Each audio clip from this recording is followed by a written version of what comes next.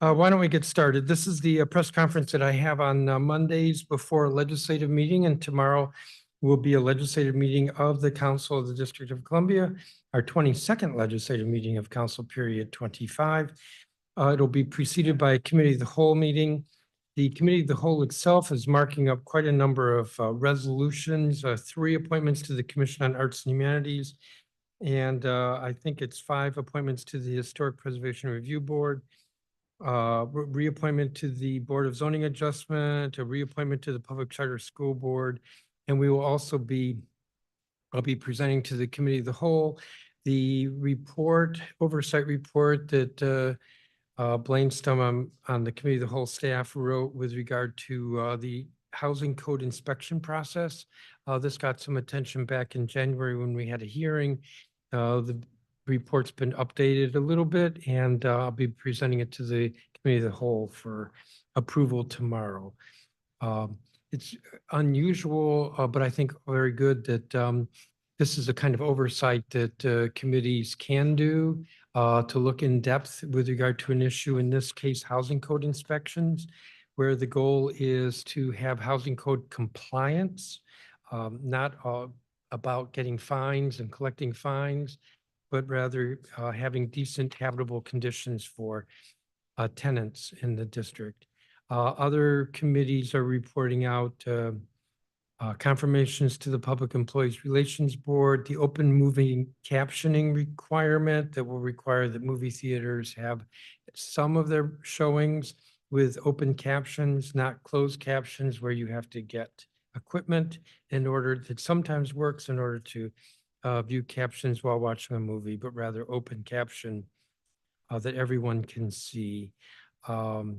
Revised project labor agreement is coming out of the Committee on Public Works and Operations, which changes the threshold from 75 million to 50 million for projects, district government projects, where a project labor agreement is required. Committee on Health is reporting out the Health Occupations Revision amendment, which is a substantial bill and getting a little bit of controversy. And if you ask me questions about it, I'll probably defer to the chair of the committee because I'm not up on the details with regard to the changes to the different health occupations. Confirmation to the Sentencing Commission from the Committee on the Judiciary and the Vulnerable Youth Guardianship Protection Amendment Act. So these are all coming through the Committee of the Whole, and I will go to the legislative meeting. The Committee of the Whole will also be looking at the budget schedule, which is going to, in a matter of 2 days, become all-consuming for the council. The mayor will be presenting her proposed fiscal year 2025 budget on Wednesday. A little different this year because it was not submitted on time. So rather than having a mayor council breakfast where it gets rolled out on a Wednesday and then a presentation to the council on a Friday, the first day is Wednesday, and it will be a presentation to the council, a briefing. I expect that hearing will go from about 11 until 4 in the afternoon. If members are at the top of their game, maybe they'll be able to see the budget at 9 a.m. when it's filed. Presumably it will be filed then. But I think that we will hear enough from the mayor in her presentation that members will be able to ask questions. I expect that the budget that she's proposing is going to have substantial cuts across the board, affecting almost every agency, maybe not public education, because she announced an increase in the uniform per pupil funding formula, and maybe not MPD, because all of us share a concern that we want to be assured that we have enough resources for public safety. But other than that, my sense is probably nothing is left untouched. That's the budget we'll be getting. That's the operating budget that I'm talking about. We will also be getting the capital budget, but that doesn't seem to be as tight. And we'll get the Budget Support Act. I have seen none of this. I've had some briefings, but not in depth with regard to what we'll be getting. The Committee of the Whole will be followed by the legislative meeting tomorrow. And coming in here, I knew some of the major issues. Let's see if I still remember them. Healthy Homes, which already went through the Committee of the Whole. It will be up for first reading tomorrow. That's gotten a lot of attention. That bill would subsidize retrofitting appliances in homes. And when I say appliances, that includes heating and air conditioning from gas to electric or fuel oil, which I think very few people have, to electric. Um,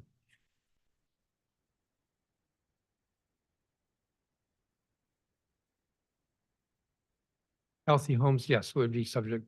No, I believe it, according to the fiscal impact statement, it's funded out of the Sustainable Energy Trust Fund. Um, So at the moment, there are no bills on non-consent agenda. Seem to remember having a discussion with the secretary about that. So we have emergency legislation and Councilmember Robert White is moving an emergency bill to help the owners at River East at Grandview. Those are the several apartment buildings that are condominium on Talbot Street in historic Anacostia, where the builder was sloppy and the ground has shifted, and several of those buildings are not considered, I want to say, safely habitable. They haven't been condemned, but at any rate, Councilmember Robert Wright is proposing legislation to assist with that. And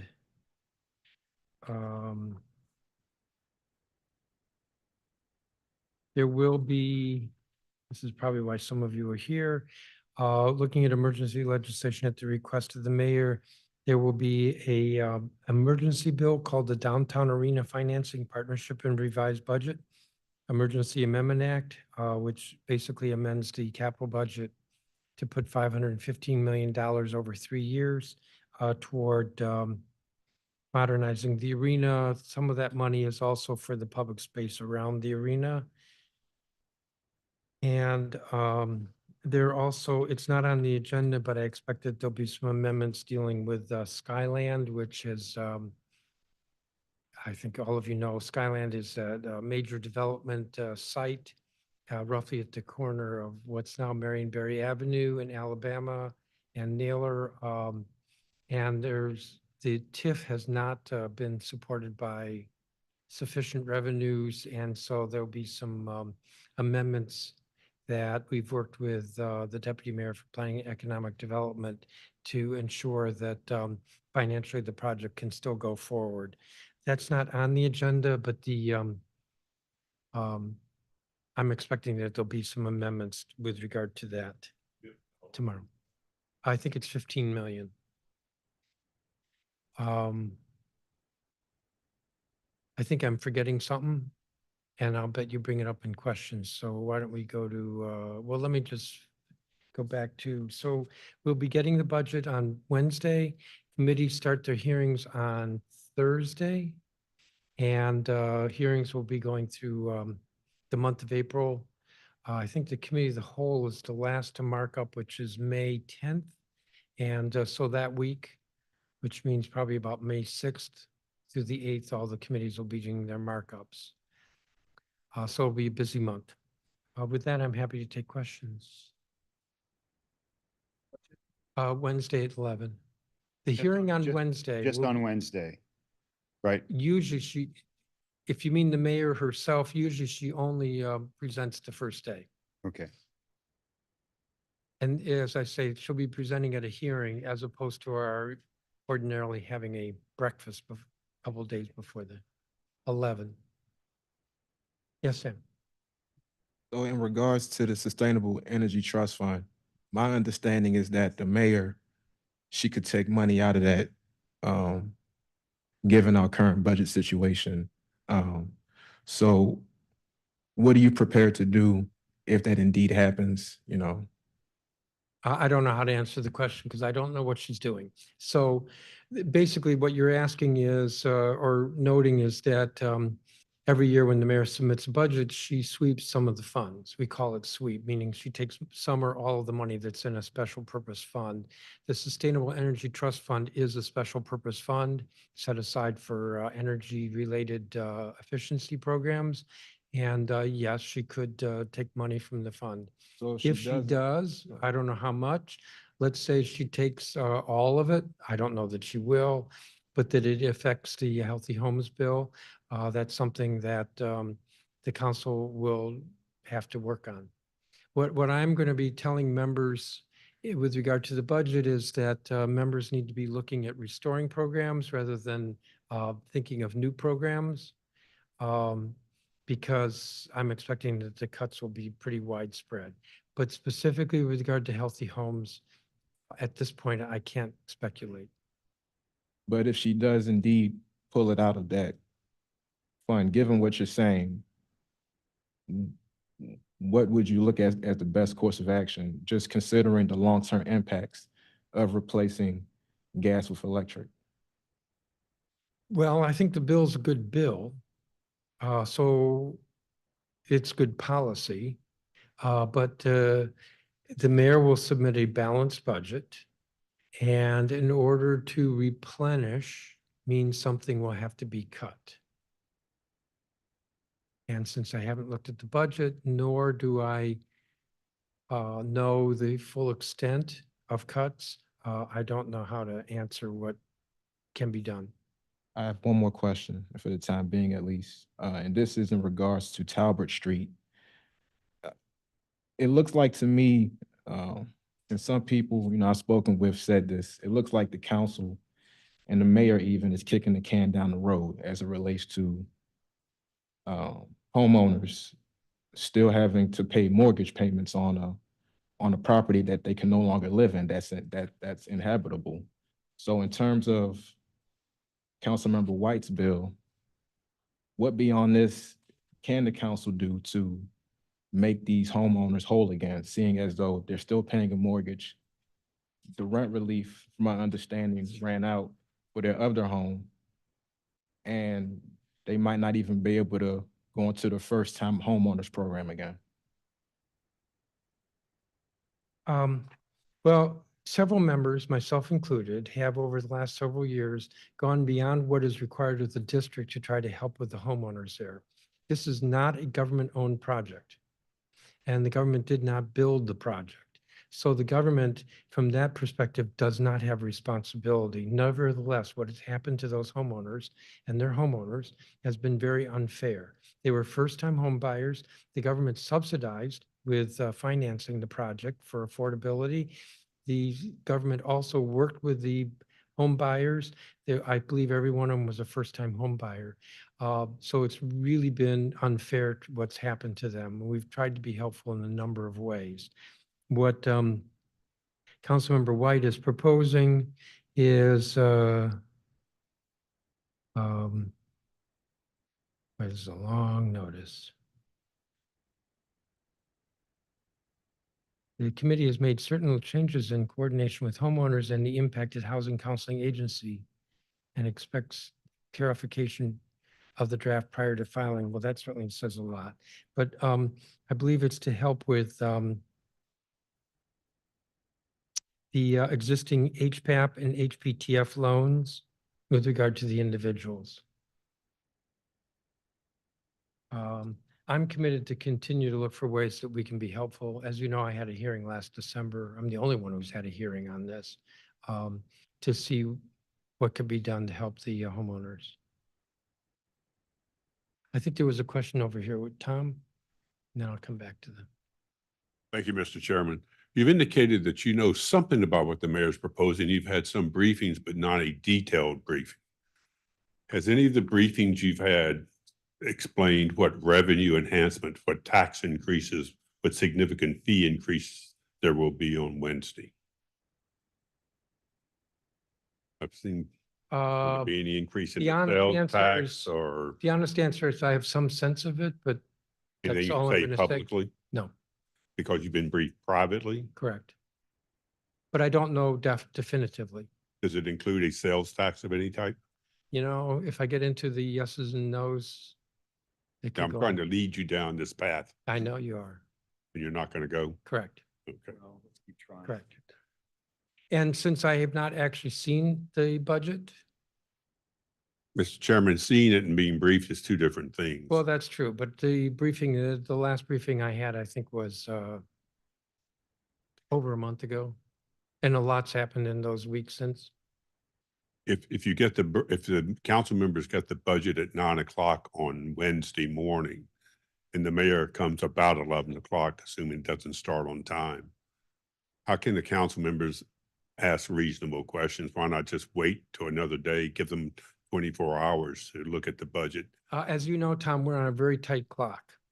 And so it would be nice if we had actually like 90 days, like some legislatures, but we don't. We have 70 days. We actually have 56 days before first reading, and we actually have about 30 days before the first committee markup. So we don't have a lot of time, but I'm reasonably certain, based on my experience in the council, that members listening to the mayor's presentation, having staff, looking through the documents, will have questions to ask of the mayor at the briefing. And will you characterize the budget that you expect based on the briefings you've had is going to be one of the most severe budget issues you guys have had in a decade or more, or one of the worst ever? You've been there a long time. Yeah, I know. I hate to, Characterize this budget as you yeah, I hate understand it. characterizing things like that. I think it's going to be tough But compared to what?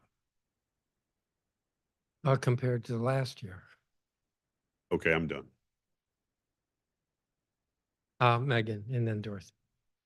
Few questions. So on the 515 million downtown, I'm the cameraman in Marquez. wait, sorry. So on the arena funding, I noticed it was listed as Chinatown Revitalization Fund. And I'm curious, there was the whole Chinatown task force and Gallery Place. If now this $515 million funding is that plan, or what about, for the rest of Chinatown or the rest of the neighborhood? Are you anticipating any future allocations to this type of revitalization fund when some of the other business owners are?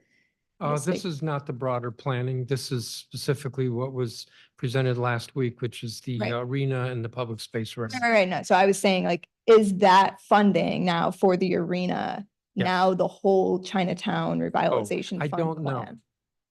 I don't Okay. know. There may be additional in the budget that the mayor submits this week. Or it may be that gets addressed after the planning gets completed. Okay, I also wanted to ask, there was a lot of consternation about the pay equity fund. Do you have any other clarity about how that's impacted or understanding? I don't know for certain what's happening there. Pay equity refers to what I call the early childhood educator fund that we set up. I mean, it has different names. Pay equity is one of them. There have been a lot of rumors out there that because of the chief financial officer's insistence that the fiscal stabilization reserve be fully replenished with an appropriation, that to do that, this is the speculation, is that the money for that would come from pay equity. I don't know for sure. So I don't know. Just another question on the cannabis schools legislation.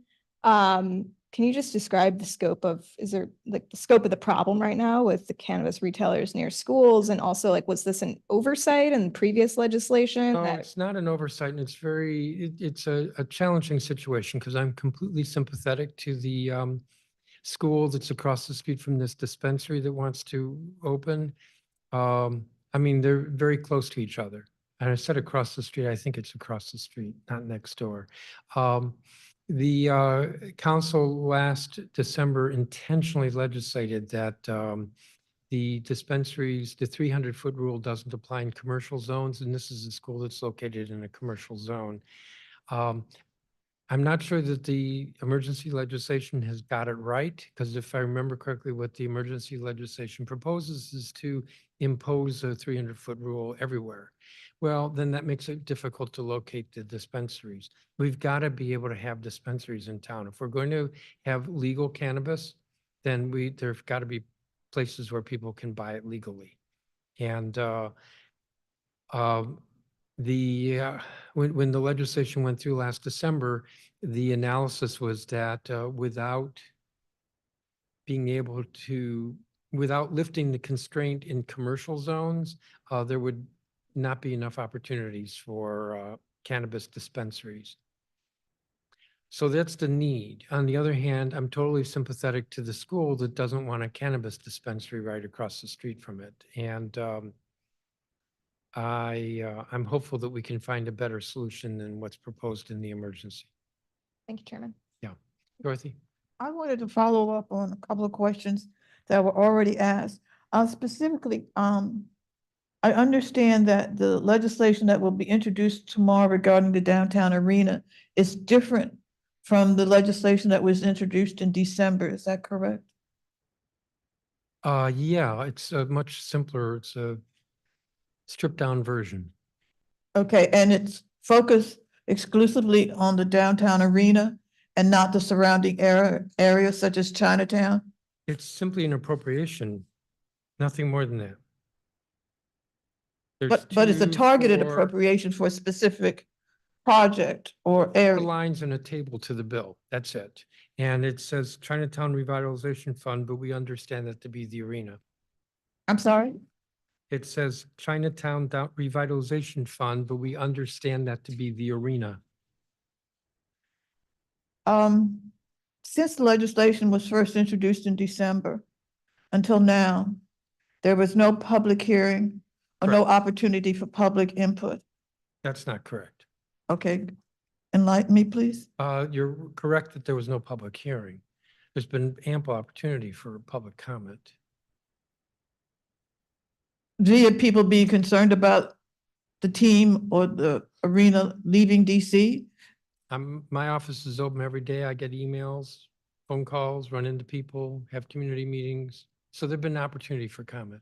But where are you going with your Okay, question? my question is that you are well aware of the history, the long history in the District of Columbia, where citizens being concerned about the financing of using public financing for sports events. And this seems to have short-circuited the process by going through emergency legislation, having no public hearing. And you're saying that you've had ample input from the public because of all the concern about the team leaving DC. I didn't but say that. I I said there's been don't- ample I- opportunity for comment. But was there opportunity to comment on financing such a project? Taking public dollars to finance such a project? Sure, if your question is whether there was a public hearing, the answer is no, there was not. If your Was there comment is- opportunity for public comment on taking at least $500 million from the public coffers to finance monumental sports? Yeah, the bill was first introduced, but a much longer bill on December 13th. What was the opportunity for So public comment? what's your question? It seems as though people have learned a lesson from the past, whether or not it was the building of the National Stadium and what have you, in terms of preempting public concern and a public process. Are you concerned about that? No. And the reason is because, first of all, I don't think it's been preempted. Second of all, because the feedback I've gotten, and there's been quite a bit of feedback in the last 3 months, 4 months, 3 months, 3.5 months, has been overwhelmingly positive. And third of all, because even though this is an appropriation that we're voting on tomorrow, the reality is that it will be superseded by the appropriation we vote on May 28th. And when we adopt the FY25 budget and the accompanying capital improvement plan, and there will be a public hearing on that. I just have one follow-up question. Has the public comment you received been largely focused on people's concern about the teams leaving DC? Has it focused in any way, shape, or form on the issue of DC tax dollars going to monumental sports to fund any capital improvement or what have you? I would say yes. And this is the reason why, because the proposal that the mayor and I put forward last December, that then the mayor submitted as legislation, said we want the teams to stay here, and we put $500 million on the table. So folks who've commented presumably knew that it was both about the team staying here and about putting $500 million on the table. You're presuming that. Yeah, I think that's pretty safe because we've talked about the $500 million quite openly for months. Mark Seagraves. Staying with the $500 million that you've said is capital money, can you just clarify for me? Can capital funds be used on a project that is a privately owned building? Yes. Now, if you ask me for the legal reasoning behind it, I'm not sure I completely explain it, except we own the land. I understand, right? I'm sorry? It's taxable debt. Yeah, ask her. Don't ask me. But you come to the. Did she run No, for chair, no. sir? No. It's taxable debt. And we own the land, and we borrowed for this in 2007 when we made improvements. So I don't think there's any legal issue here. There are examples of doing, examples of doing this in the past where the city has used capital funds to improve a privately owned building that Let's say sits on. 2007 with the arena.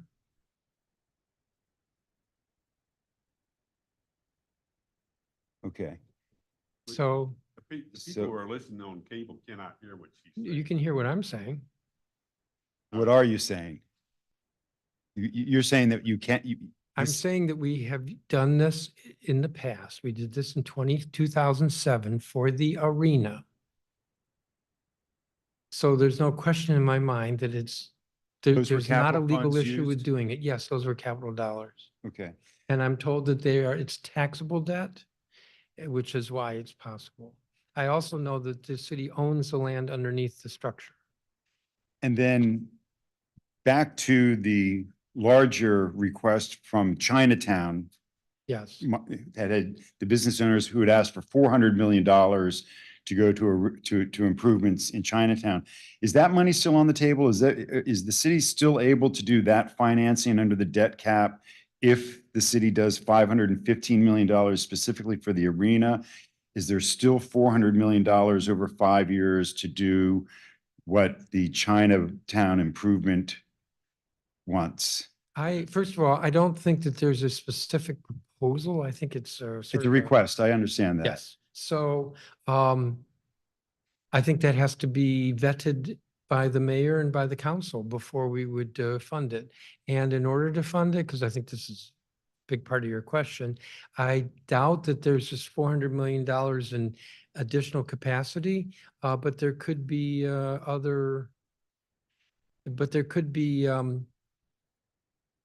choices made between different projects. I would also note that the $400 million is in a plan that was put forward, I think, by the bid. And so, I mean, that's not a government proposal. No, but the And government, and I apologize for interrupting, but the government and the administration, prior to reaching this deal with Monumental, had talked extensively about accepting that recommendation and moving forward with that if the teams did end up leaving. So I guess what I'm wondering is if the teams had left, that 400 million would have come from the 500 million. Now that the 500 million is going to Monumental, is that the idea of that 400 million gone, or is it still a reality? And you seem to say it doesn't come in under you said, I doubt we could get $400 million in under the cap now. you know, to some extent, we're talking about a hypothetical. There's no proposal to the council. So I don't really know how to answer whether something can be done or not, because there's not a formal proposal before the council. For the last several months, when it looked like Monumental was moving out of the district, then there was talk about, well, what could we do to fill the gap with Monumental leaving the district? So this proposal by the private sector, bid is sort of private sector, was put forward. Yes, if the Monumental's leaving, then why not look at this? But with Monumental staying, that changes the dynamics there. Do we need to do more for downtown and for the Chinatown area? Yes. How much? Don't know. What's the plan? Don't know. What's the government's plan? Hasn't been developed. How much will it cost? Don't know. So there are an awful lot of hypotheticals here. But it Mr. is Chairman, reasonable. when will we know If that's, it's all reasonable because this is happening very quickly. Yeah. When do you think the citizens of the district will know what this massive plan will be?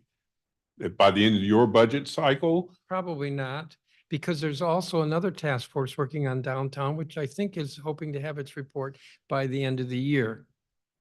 So we're That's quite the- fluid now. That's the one that's co-chaired by Jody McLean and Deborah Salzberg. 400 million asked has the mayor's stamp of DEMPED on it. So she's submitting it in the budget on Wednesday? Well, can you tell us, did she indicate that's gonna be in her budget?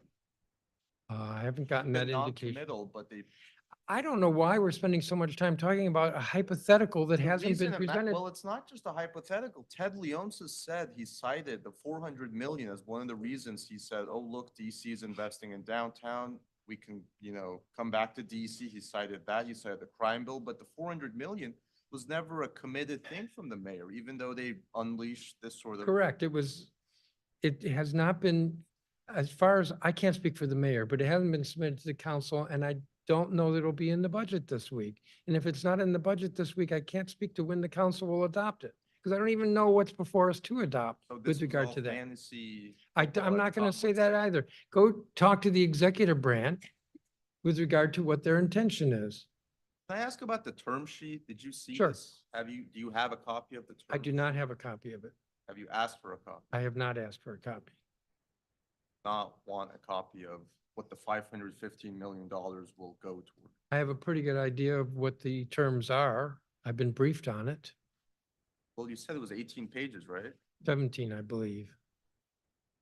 Have you asked for it and Well, not what got are I it? have not asked for it. Why not?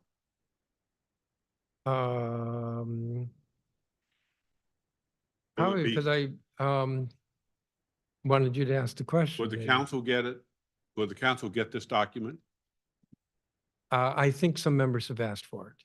Council members are gonna vote on 3 Correct. sentences. We're going to The vote act- on an appropriation. I We are not understand. voting on the lease, which will have to come to the council. We're not voting on any other documents that, depending upon what they are, will have to come to the council. And that's where the district will be bound. So I don't mean by that to create any ambiguity about what was agreed to last week.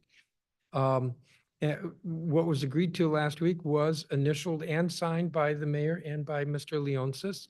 And it is a commitment to go forward with negotiating documents consistent with the term sheet. What, are there any? But it's fee- not a contract. Are there any fee increases or tax increases or any kind of? There would not be. But with that, the term sheet, no. Mark, Well, isn't there- Seagraves reported that the Ed will be exempt from any future taxes to bring the football He team. asked increases. I'm sorry? Janae asked about increases, tax increases and Well, fees. Seems perfectly relevant. I didn't, whoa, you guys are like pummeling me with questions here. Let's take them one at a time. What? Yeah, I know, but usually these folks here in the front row are very polite. They have their hands up. So let's see. Is it reasonable for you to ask? Yes. You asked about increases. I said, I don't think so. I actually expressed some shock, to which there was a follow-up. Well, but there's a tax abatement.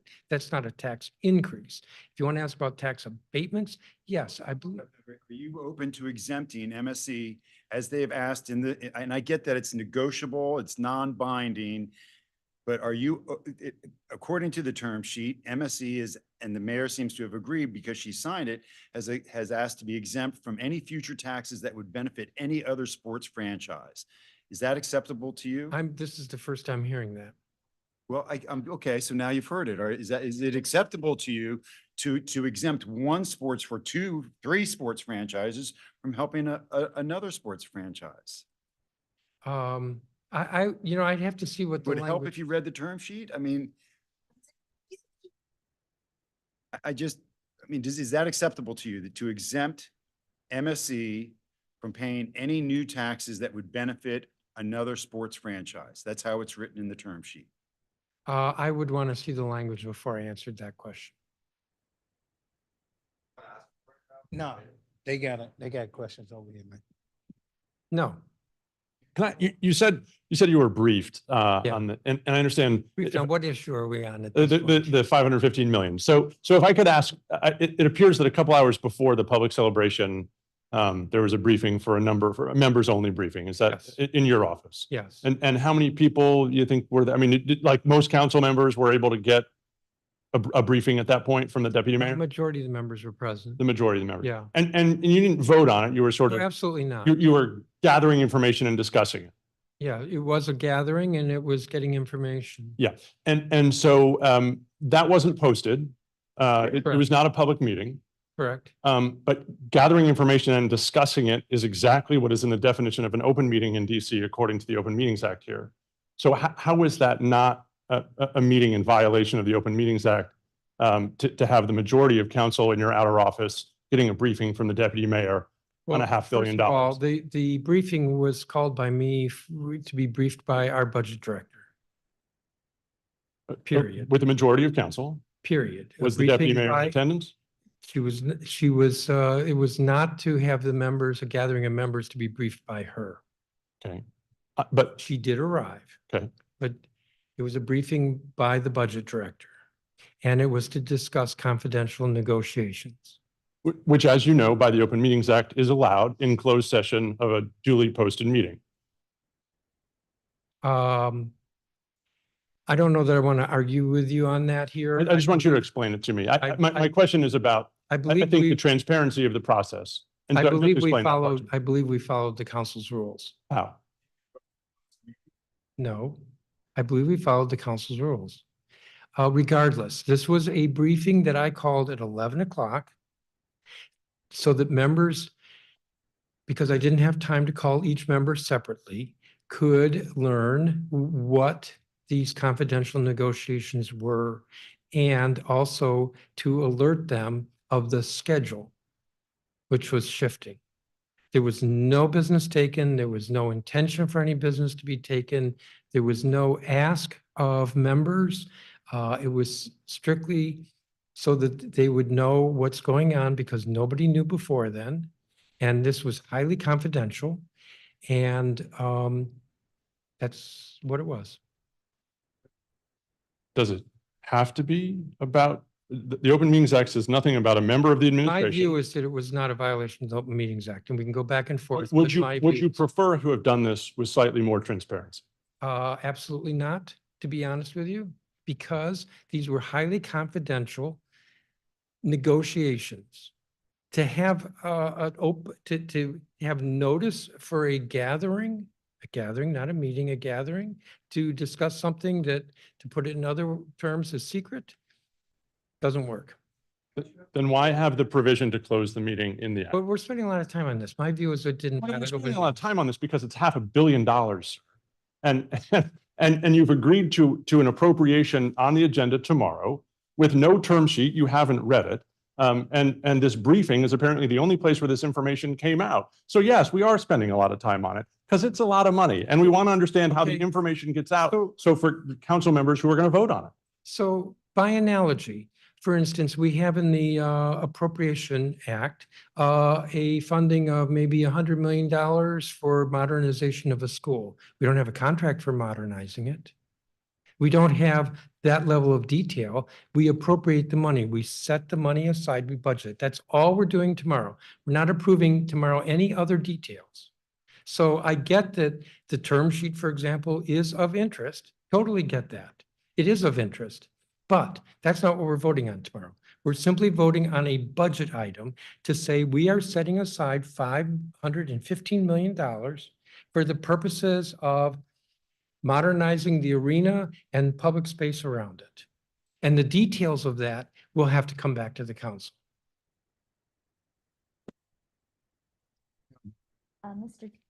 Mr. Chairman, if I could get your thoughts on Councilmember Allen's proposal to give schools with high absenteeism numbers more money and more resources. The bill would create a special fund for that. What are your thoughts on that? I like the idea and concept. I don't know that we can afford it. Right now, schools have a budget of about $1.2 billion. That's DCPS. The work that I've done with regard to truancy has focused on identifying kids early enough who are missing school and then intervening in the sense of trying to understand why they're missing school, and then based on that to provide appropriate resources. That's a little bit different approach. And as recently as last December, when we had a hearing, people weren't saying we need money for that. Now, I feel like I'm being argumentative about the bill, and I don't mean to be. I don't know that we would be able to find additional money for it. Having said all that, which I probably shouldn't have said any of it, we're going to have a hearing after the budget on several truancy bills that are pending. And Councilmember Allen's will be one, as well as the mayor's, which she's talked about now for a month, but has yet to introduce. Yeah, and going off of that, yeah, the mayor has said she wants to hold parents accountable for their kids missing schools. Apparently, it won't be a budgetary item per se, and the proposal isn't out there yet, but what's your take on holding parents more accountable? Well, I think it's an excellent idea and concept, but I don't quite know what it means. And I actually heard a news report where she said she didn't actually mean that she was going to be like arresting and prosecuting parents. So I don't know what she means by that.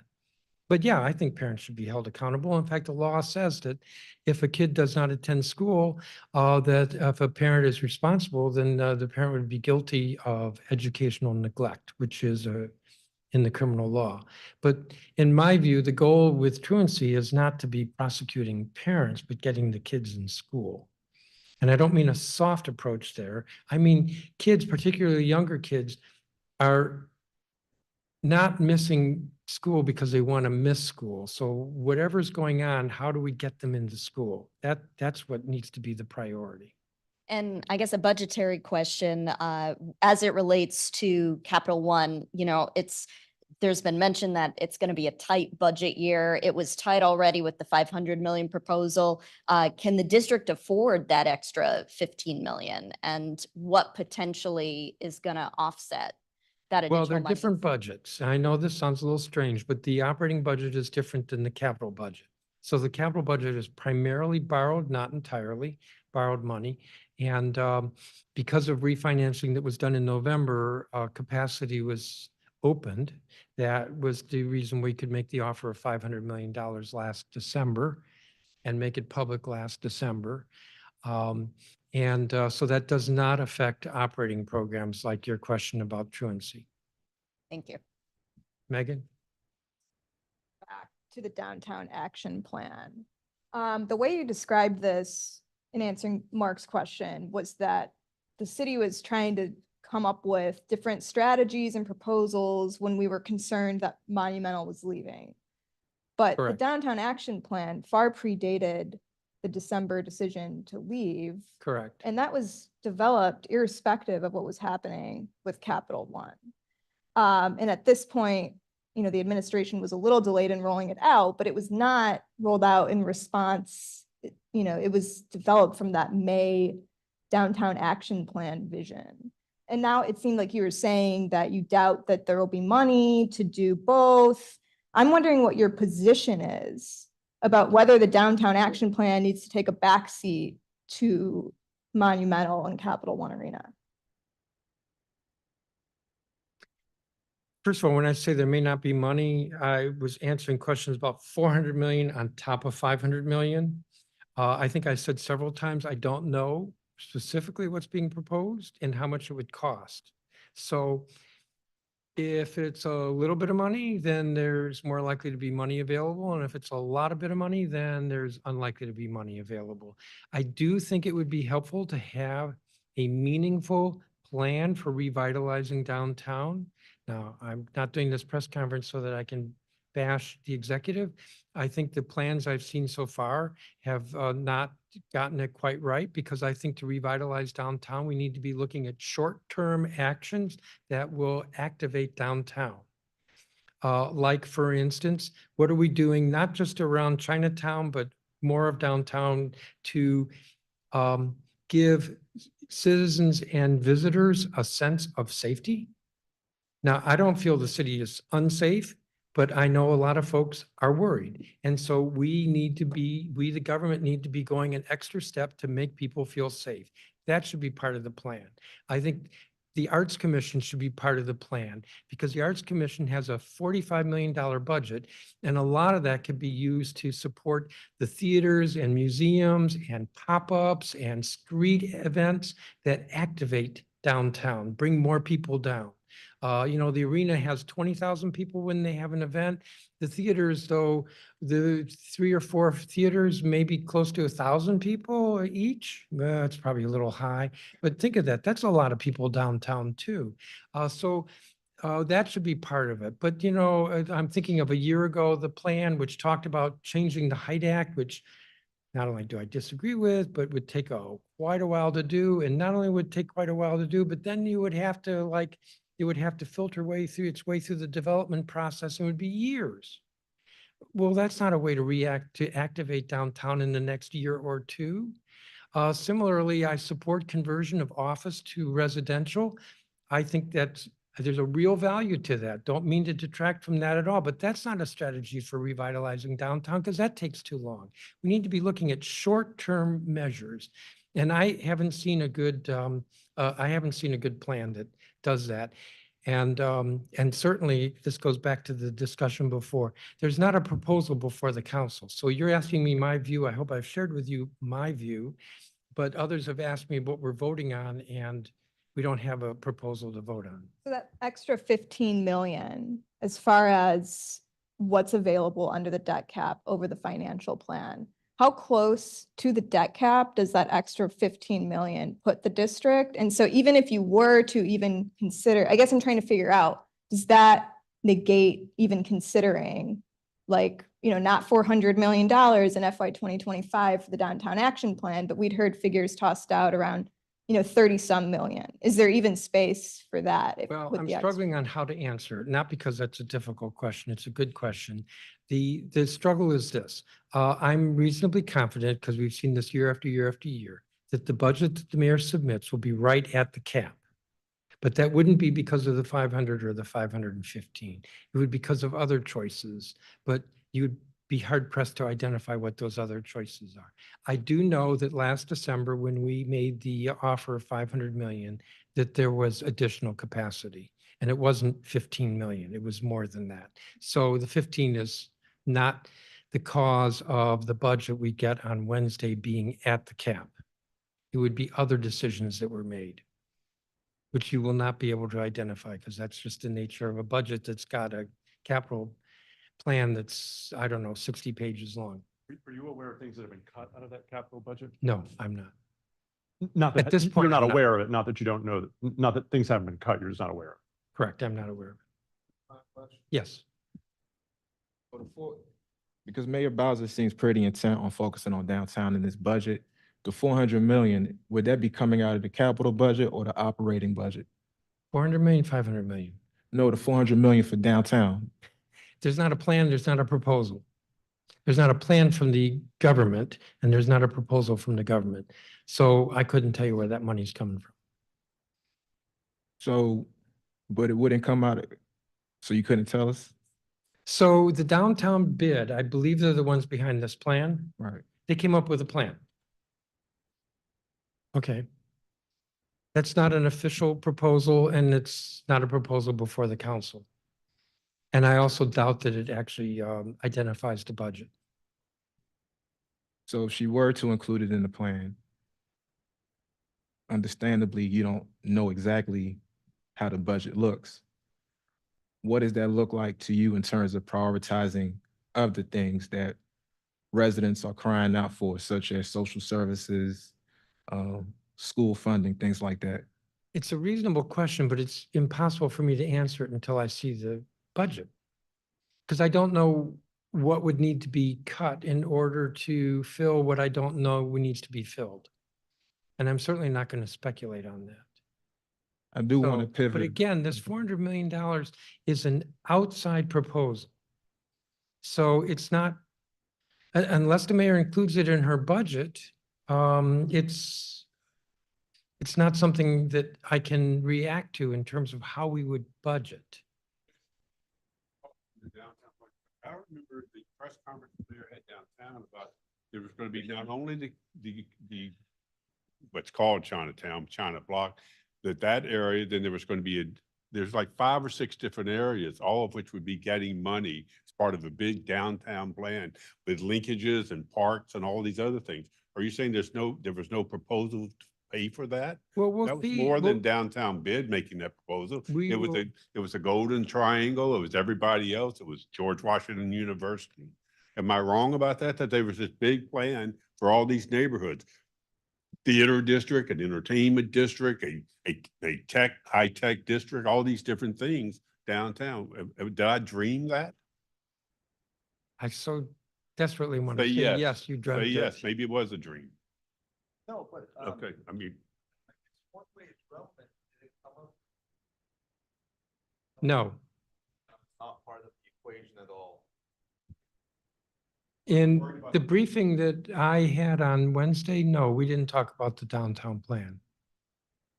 are you worried at all that where people in the general public don't talk about capital dollars and operating dollars, but this budget could send the wrong message?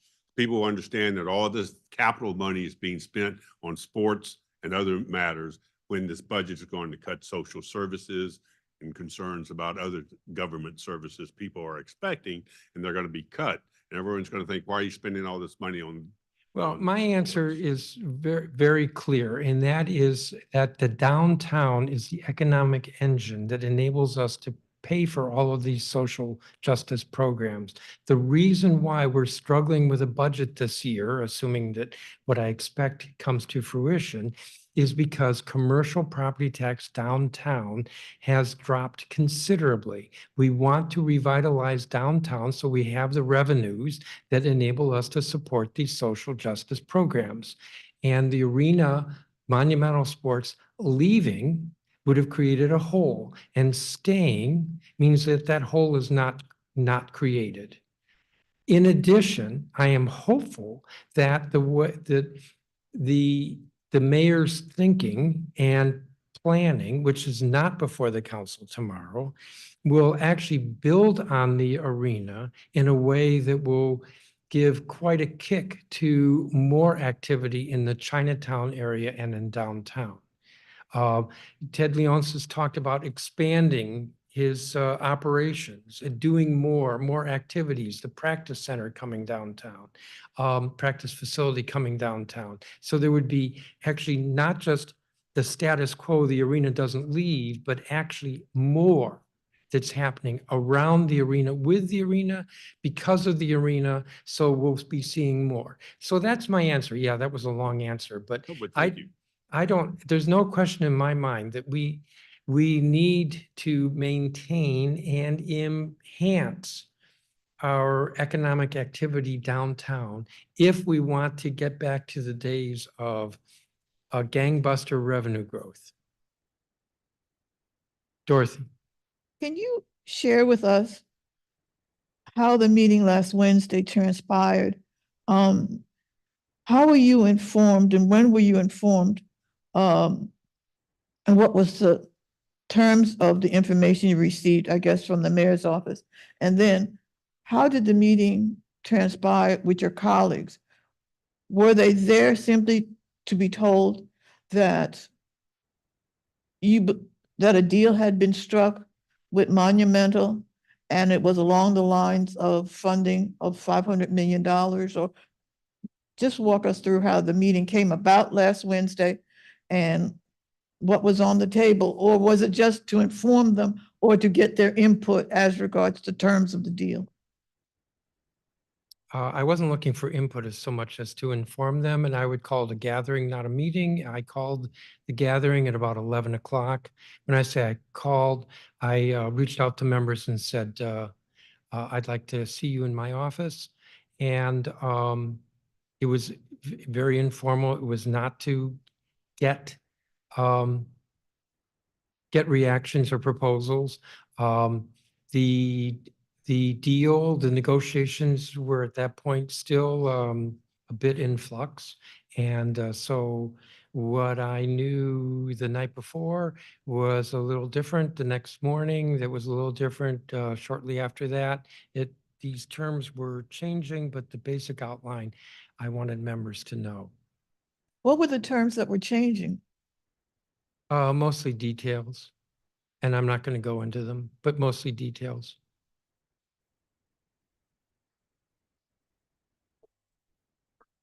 Public?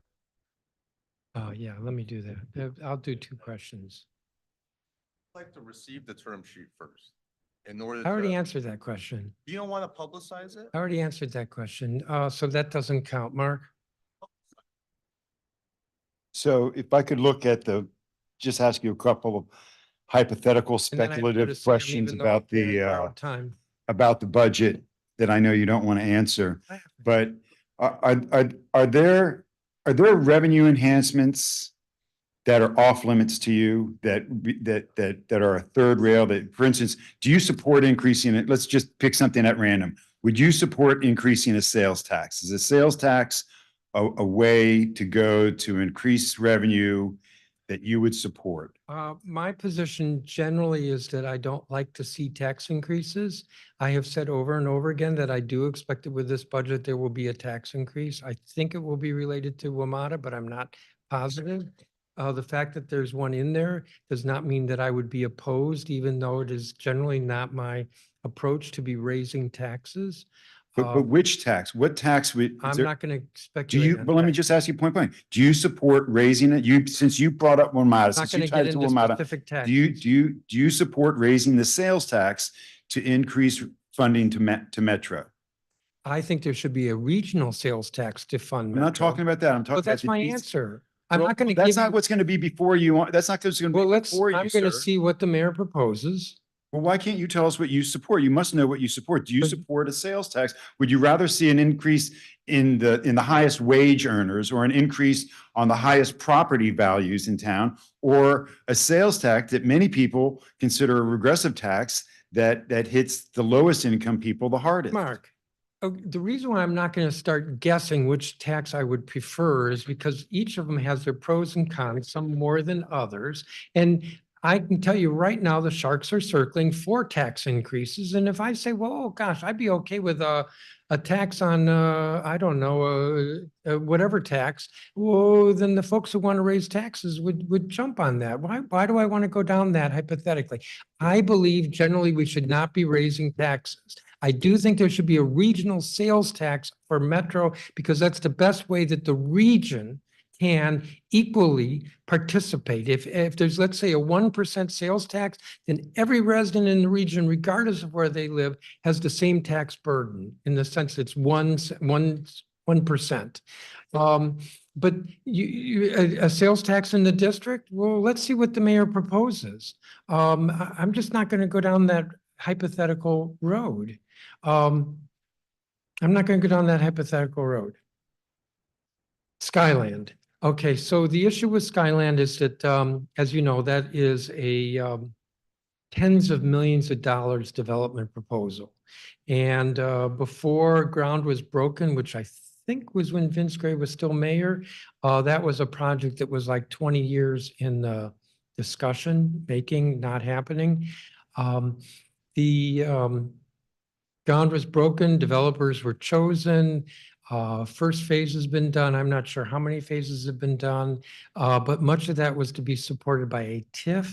And the revenue to support the TIF has not been as robust as had been expected. So additional borrowing on the TIF to complete the project, additional borrowing based on the TIF cannot occur, cannot materialize because the TIF won't support it.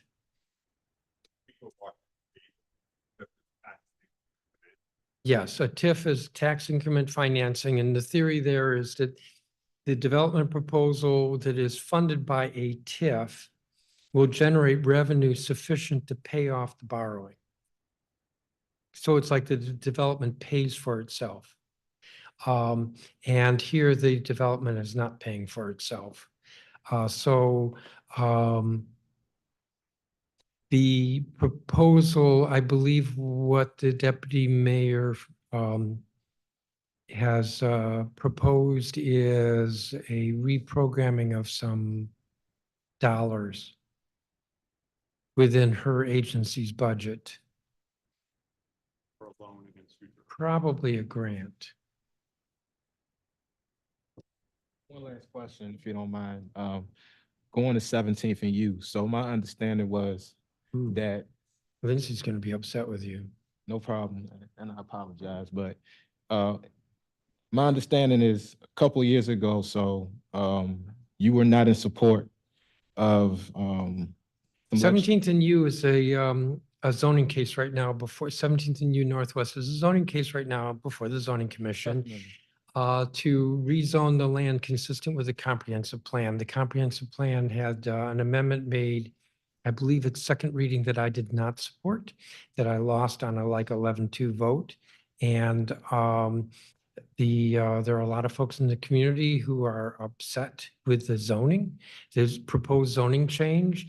I said at the time that I disagreed with the land use map change, the comprehensive plan map change, that I thought that a 10-story building, a high-density building was out of scale with the community or with the neighborhood. I still believe that.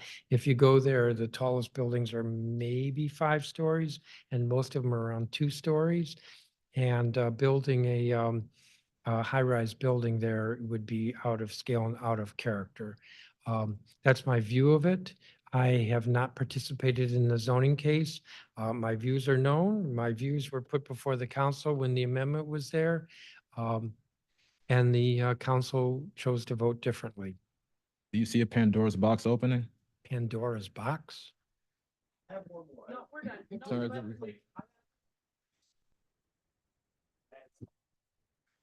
All right, I do whatever Lindsay says. Thank you all very much. I'm not going to run out of the room, but